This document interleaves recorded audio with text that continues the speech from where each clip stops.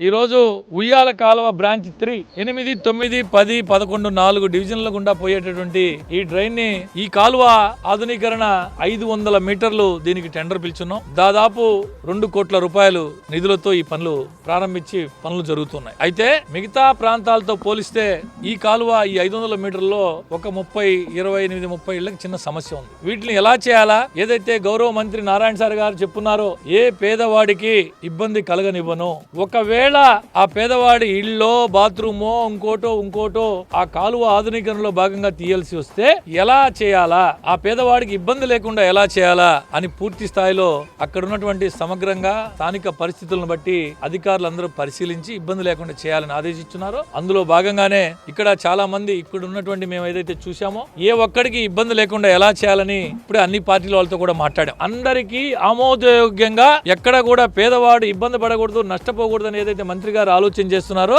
వారి ఆలోచనకు అనుగుణంగానే పని జరుగుతుందని చెప్పి ఈ సందర్భంగా తెలియజేస్తున్నారు.